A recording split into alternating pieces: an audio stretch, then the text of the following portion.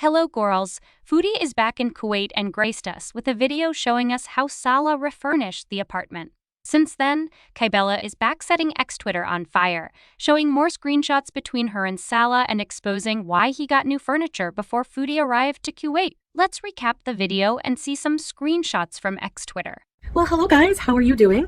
I'm doing well. So as you can see, I'm back here in Kuwait, the infamous curtains there. So yeah, I'm back in Kuwait and I thought I would talk a bit. I didn't film any of my journey home really. I don't think so. I was so tired and out of it that I don't even remember what I filmed. But I'm finally here, and when I tell you that this journey is probably the worst one, it was just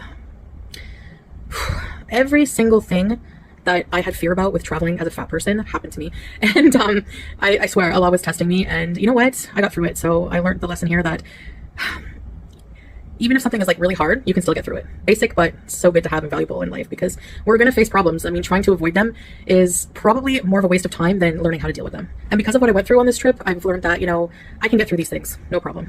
They're not fun too, but they're not meant to be. So I'll show you my big surprise after. So stay tuned, watch the whole video till the end, because somewhere in the video I'm going to put, you wait till you see, like, I don't know if they're called renovations, but everything done to the place. Okay, so it's like new here. All right, so basically what happened was, you know how I booked like kind of in haste, just like last minute, because I'm impulsive like that.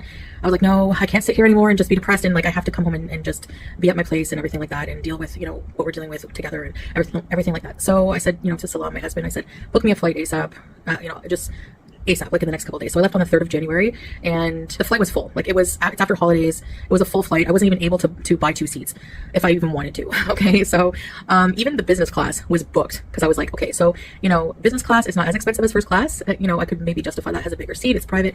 Next time I think I will, and then I can give like a review of it. So anyway, so they're like, sorry ma'am, it's full. So I'm like, the whole time I'm freaking out. I was so nervous of like, I'm going through scenarios like, okay, how bad am I going to be encroaching on the person next to me? Is it going to be a huge man? Because then, you know, if it's a very tiny person, that might be okay.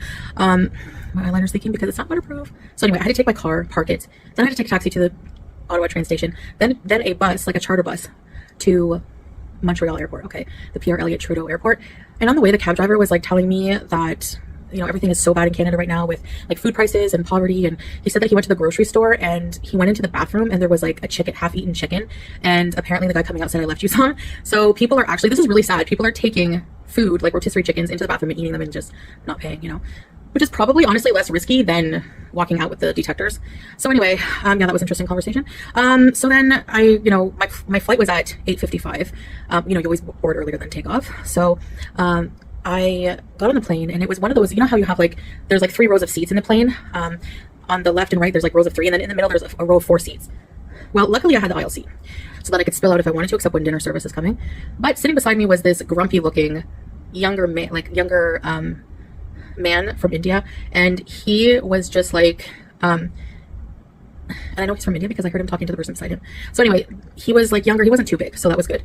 So I was like freaking out. Everyone's looking at me. I was like one of the last people to get on the plane, and I asked for an extender. So I had to kind of like, you know, be like, excuse me, as I take my seatbelt and plug it in. And anyway, finally when I sit down, that was the moment. Like, I'm like, okay, I'm going to sit down. This is it. This is the moment I've been waiting for, the moment I'm so scared for. And boom, it was okay. Like, so the seats in the Qatar plane are actually a bit bigger than the Emirates, because in the Emirates, I remember like I had trouble with the handle going down unless I lost a bit of weight. I don't know. I don't think so. But anyway, the bars came down. It was like a bit snug, but like with the seatbelt extender, I was fine. We actually weren't even really touching, which really surprised me. So I thought, oh my gosh, okay. And I think like, this is like a test I'm glad I went through, because it showed me that, you know, it's one of my biggest fears, and I was fine. Okay. So I was okay this time. I was happy. The dinner service table doesn't come out all the way, so it came out halfway for me. Like, it folds once and then twice out, so I could unfold it once, and I probably could have gotten away with a tray of food being on it, but I didn't want to, like, I don't know, I had a fear about that, and I didn't want to use the washroom. So I literally did not eat. I had drinks, a lot of drinks. I didn't eat. I didn't go to the bathroom for 12 hours straight. I just in and out of like consciousness, not sleep, because I don't really sleep if I don't have my CPAP. Like, I don't. I just keep getting woken up by my breathing. So anyway, the flight actually went by really quickly. I don't know, by some miracle, I swear it was just like, it went by really quickly. And I watched the movie Psycho, like the original with with Anthony Perkins. The guy beside me was just kind of like looking at my movie like, what the heck, you know? So yeah, he looked a bit like he'd been through some things in life, like a bit rough on the, you know, on the edges. So I thought, okay, good, he's been through some things, so he'll get through something. to a fat person on a plane. So that was that. And then I was so tired because I didn't sleep. So for sure, if I have to fly like super long flight like that again, I'm gonna get business, like if there's any available, because on Qatar they sell out quick because they're one of the best business classes, and you can plug your CPAP in there so I can sleep. And it's private, you don't have to worry about anything.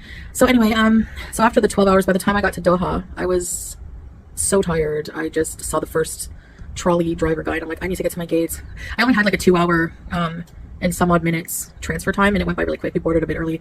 So yeah, that again, I didn't even care at this point. I was like, whatever seat I'm assigned, whatever, because I'd gone through 12 hours of it, I can get through an hour, right? So I was sitting beside a very small woman, and I had so much room.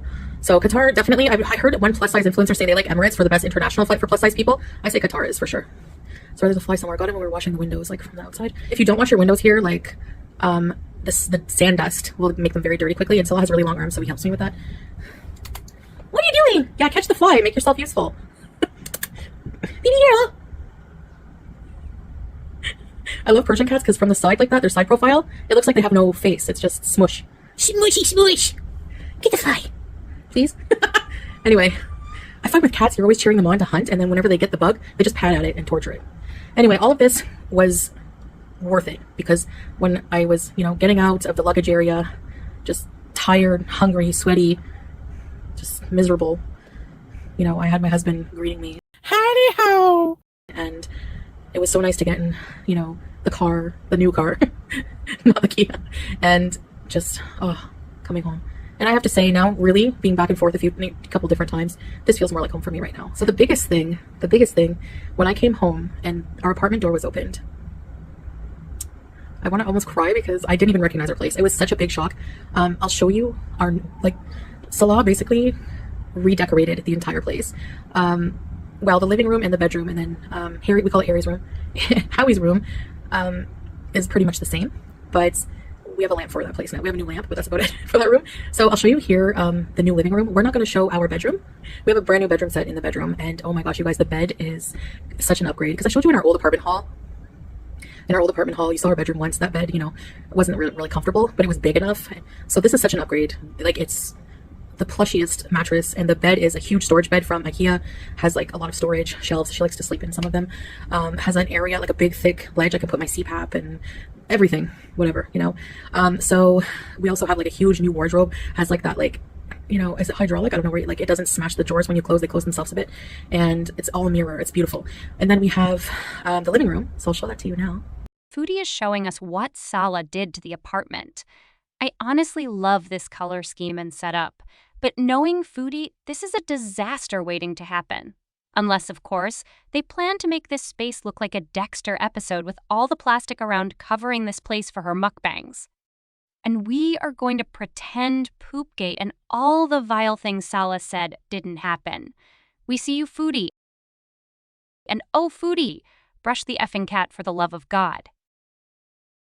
So yeah, this is very typical kind of style here for the Middle East, for like gatherings or diwania they call it, and it's like kind of wraps around the whole room. I really, really, really love it. So it's very nice. It's a bit low to the ground, but some of them are on the floor, So yeah, so my trip home was arduous. It was very testing, and I really need to get healthy so that I can do things like that, like travel. And I mean, traveling for anyone, even healthy people, it's stressful, My body hurts a bit from sitting for so long. I did have the compression stockings worked because my feet are not swollen at all. I'm so happy. So I got home and I was just like, wow, you did all this work like in such a little time. So like within a day, I just went shopping for everything and then like placed everything. Like, people are going nuts in the streets today. Sorry for the noise if you can hear that. What are you doing?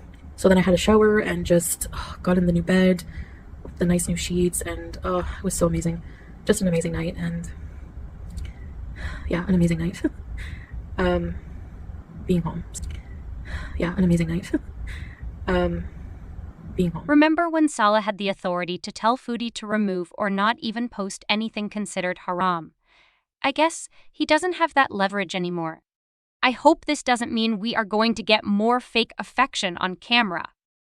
I will leave you to read what Kaibella had to say on X Twitter about why Salah got new furniture and some other details on how and when she and Salah started communicating behind Foodie's back.